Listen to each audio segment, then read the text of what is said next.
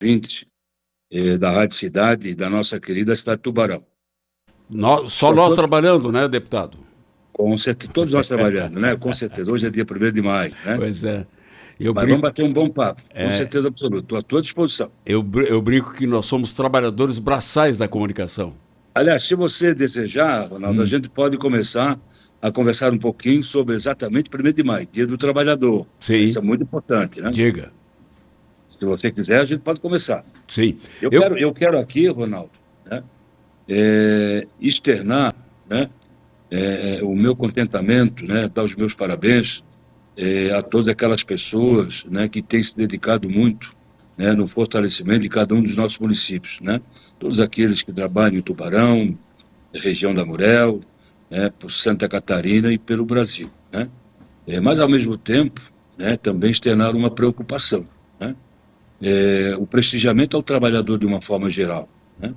As condições de trabalho que, muitas vezes, uma categoria ela não tem adequadamente para exercer as suas funções, tá?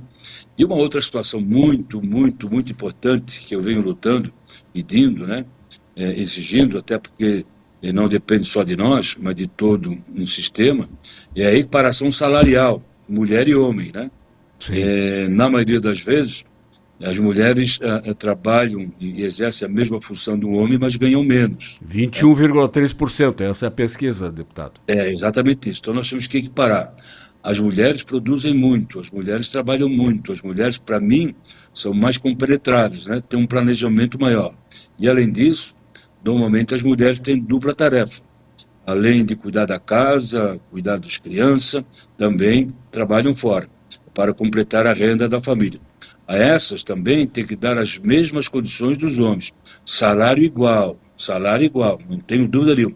Essa é uma luta que nós temos que empreender no Brasil inteiro para fazer com que a legislação obrigue, né, a termos mão de obra igualitária, tanto nas tarefas a serem executadas, quanto também na remuneração a ser percebida. Então, essa é a minha... É o meu descontentamento em relação a isso. Mas, do mais, né, parabenizar a todos os trabalhadores pelo seu dia 1º de maio. Muito importante. Contando o seguinte, né, deputado, Santa Catarina tem o menor índice de desemprego, 2,2% do país. Aliás, menor do que muitos países da Europa, de todo o mundo, né? Sim, vamos lá um pouquinho. Interessante essa conversa, viu, Ronaldo? Por que nós estamos chegando na situação atual do menor índice, né, de desemprego? Até porque nós temos também falta de mão de obra, e grande. Sim. Tudo isso porque Santa Catarina, Ronaldo, se tornou o segundo estado mais competitivo do Brasil. Lembro bem, vou aqui conversar um pouquinho com você a respeito, quando nós fizemos, em 2019, 2020, toda uma reestruturação do sistema tributário em Santa Catarina, né? Nós chegamos à conclusão de que, para se aumentar a receita no Estado, em especial Santa Catarina, não é o simples fato de aumentar o imposto, aumentar a receita, aumentar a arrecadação, não. Eu trabalho na contramão daqueles, né, iluminados que dizem que para aumentar a arrecadação tem que aumentar a receita, como acontece comumente em Brasília, né? Dá um problema financeiro, dá um déficit financeiro, em algum setor o governo manda um projeto de lei para o Congresso Nacional, ou baixa uma medida provisória, para aumentar o imposto e, por consequência, aumentar a receita, tá? Isso, eventualmente ou momentaneamente, tampa um buraco, mas depois surge outro buraco e daí mais uma emenda, mais uma medida provisória, um projeto de lei aumentando o imposto, tá? Eu fiz um estudo muito, muito aprofundado quando do exercício do meu 3º mandato, tá? E aí, no 4º mandato, eu cheguei à conclusão que, por Santa Catarina ser um estado diferenciado, aqui não valeria a pena fazer um aumento de imposto, e sim diminuir o imposto. O que nós fizemos na época, tá? Hoje, para você ter uma ideia, se você for em qualquer restaurante de Santa Catarina, seja do mais simples ou do mais sofisticado, se tiver que pagar o ICMS, e não tiver enquadrado no simples ou no super simples, você vai pagar no máximo 3,2%, tá, de ICMS. Tá? Hoje nós temos uma lista básica de produtos altamente consumidos pela população, né, como arroz, feijão, a carne, frango, suíno, até o mel que é produzido no sul do estado, que é um dos campeões do Brasil, né? Também a nossa erva mate, que é uma bebida muito consumida em Santa Catarina, né? Nós baixamos de 17% para 7%. E aí é lei, ninguém mais pode mudar, né? Os produtos fazem parte da cesta básica. Mas alguns produtos ainda da cesta básica, como o arroz, e o sul do estado é altamente produtor de arroz, nós agora baixamos uma lei, colocando zero de ICMS até 31 de dezembro desse ano. Então, alguns produtos da cesta básica também tiveram uma tarifa diferenciada, zero de ICMS. Nós também, Ronaldo, criamos a cesta básica da construção civil. Quem um dia não precisou comprar uma telha ou um tijolo, né? Então, nós baixamos de 17% para 7%. Então, também é lei. O sul do estado, nós temos ali Morro da Fumaça e Jaguaruna, alguma coisa ali, nós temos grandes olarias, né? Que produzem muito a chamada cerâmica vermelha, telhas e tijolos, né? E depois, por último, nós também baixamos, né, do início da cadeia produtiva, de 17% para 12% geral em Santa Catarina, à exceção de alguns setores pequenos, evidentemente, mas nós baixamos 17% para 12%. Por quê? Porque nós precisávamos tornar Santa Catarina um estado altamente competitivo, né? E hoje, é verdade, Santa Catarina é o segundo estado mais competitivo do Brasil.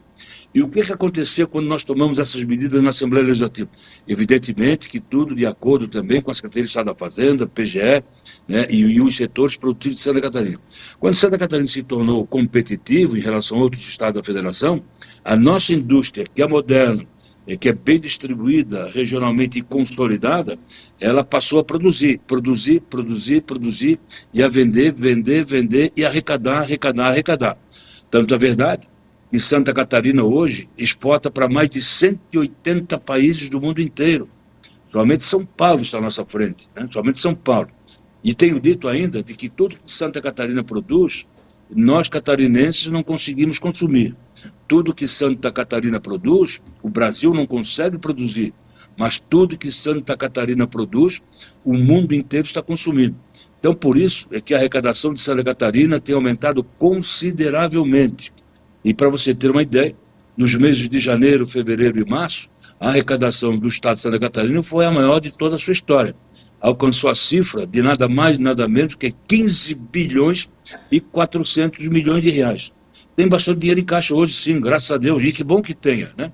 Claro. Que bom que tenha dinheiro em caixa para poder resolver grandes e graves problemas ainda, Ronaldo. Não tenho dúvida. Mas essa é a situação, né, do estado de Santa Catarina. Por isso, né, e aí nós temos um desemprego muito baixo e faltando mão de obra. Praticamente todas as empresas de Santa Catarina querem produzir mais, querem vender mais, mas enfrentam uma barreira que é a falta de mão de obra. Ou seja, o trabalhador médio precisa ser mais... haver mais cursos de preparação para o trabalhador médio, né?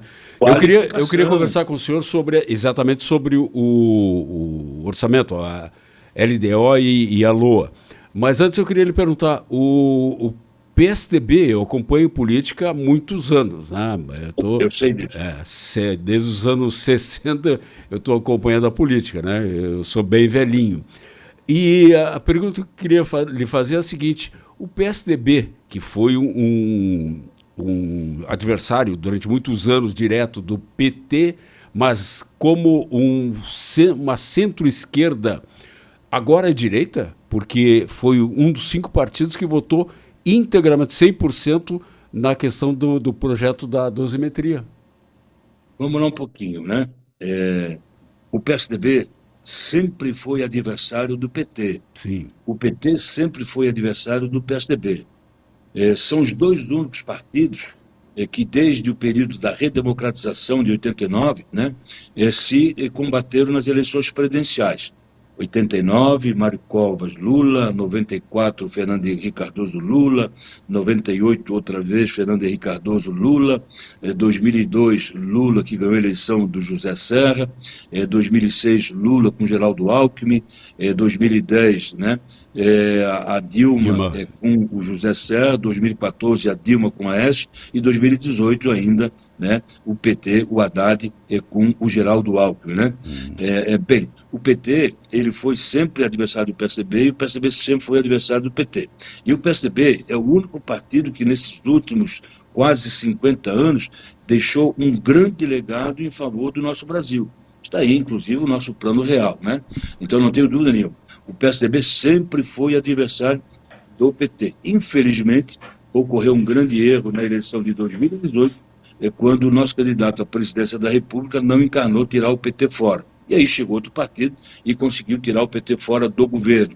Mas vai entender também, viu, Ronaldo, a cabeça do eleitor, que 4 anos depois fez voltar o PT ao governo. E aí o Brasil se dividiu literalmente, de uma extrema-esquerda de um lado e da extrema-direita de outro lado, né? Mas o brasileiro está ficando cansado dessa briga. O brasileiro está ficando cansado, né, dessa questão de extrema-esquerda brigando com extrema-direita e vice-versa. Até porque ainda não surgiu alguém que fizesse o processo da convergência, alguém que fizesse o processo do entendimento, alguém que fizesse o processo de fazer o trem voltar para o trilho. E nós estamos aí esperando, aguardando que surja uma grande liderança nesse sentido. Mas a pergunta é ideológica, deputado, porque sempre o PSDB, inclusive lá com o Fernando Henrique, que aliás está com Alzheimer, né? Foi interditado, inclusive, que é uma pena. Sim. Uma pena. Sempre se colocou como social-democrata, ou seja, mais centro-esquerda. E agora votou com partidos como Missão, como o próprio PL, que foram 100% dos deputados e senadores foram favoráveis a derrubar os vetos do projeto da dosimetria. Isso não estabelece uma visão diferente do ponto de vista ideológico? Vamos lá um pouquinho, né? O PSDB nasceu sob a égide da social-democracia alemã, né? Isso em 1988. O PSDB vai fazer 38 anos agora, né, no dia 25 de junho, né? E o PSDB de Santa Catarina faz também 38 anos no dia 13 de julho, né? Mas o tempo muda, as coisas mudam, né? O PSDB hoje se coloca na posição de centro-direita. Por quê? Porque a extrema-esquerda, né, ela é uma extrema-esquerda né, nociva ao Brasil, tá? Nociva ao Brasil, nociva a Santa Catarina, né? E o PSDB, ao longo desses anos todos, foi sentindo, né, a necessidade de mudar, e mudou, né? Então o PSDB passou a ser centro-direita no Brasil. E o PSDB não é nem de extrema-esquerda e também não é nem de extrema-direita. Ele é direcionado ao centro, mas centro-direita, né? Nós somos um partido conservador, nós somos um partido família, nós somos um partido a favor do trabalhador, nós somos um partido a favor de gente que trabalha, que coopera, da gente que paga o imposto e que também reclama que o imposto recolhido não é revertido em benefício de si próprio, da sua família, dos moradores da sua rua, do seu bairro, da sua cidade. Esse é o PSDB, né? Que evoluiu, que se modelizou. É o PSDB realmente que deseja voltar a ser protagonista no Brasil e aqui em Santa Catarina. O Carlos Salvador manda pelo WhatsApp aqui. Bom dia, parabenizar a todos os trabalhadores, especialmente aqueles que hoje estão trabalhando, trabalhadores da saúde, segurança e outros profissionais que não param no dia de hoje, que é o nosso caso. Deputado, eu queria lhe falar sobre a questão da LDO, porque há uma modificação, né? Que atualmente a legislação estabelece que as emendas devem ser aplicadas no mínimo 10% da saúde, na educação no mínimo 20%, nas demais funções o resto, né, 70%. Mas pela nova proposta, a partir do ano que vem, no mínimo 50% deve ser destinadas à saúde e até 50% para as demais funções. O senhor não acha que, de uma certa maneira, isso tira a importância da educação? Vamos lá um pouquinho, é interessante esse seu comentário, né? É uma proposta do governo, mas a Assembleia não vai concordar, porque a Assembleia vai entender de que, né, o governo quer usar as emendas parlamentares dos deputados, né, num valor altíssimo, 50% das emendas, a ser aplicado na saúde. Significa dizer que a saúde tem um teto de 12%, que obrigatoriamente o governo tem que investir. O que é que significa dizer? Se você botar emendas parlamentares impositivas na saúde na ordem de 500 milhões de reais, o Estado é que vai deixar de aplicar 500 milhões de reais né, da sua cota, e aí vai usar livremente outra situação. Tá? Então, na verdade, tá, tem que ser 12%. E as emendas parlamentares impositivas que os deputados indicam, na faixa de 10%, também já estão dentro dos 12%.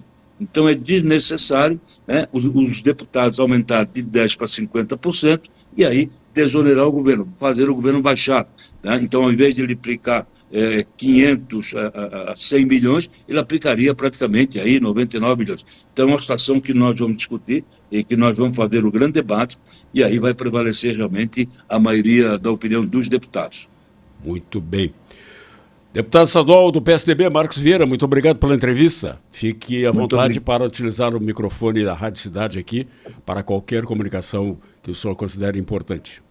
Muito obrigado para você, parabéns pelo seu dia, você está trabalhando, como também os demais, né, colaboradores da Rádio Cidade Tubarão. Parabéns, trabalhador, parabéns, trabalhadora, né, mas parabéns, sobretudo, todas aquelas pessoas que cooperam pelo engrandecimento de Santa Catarina.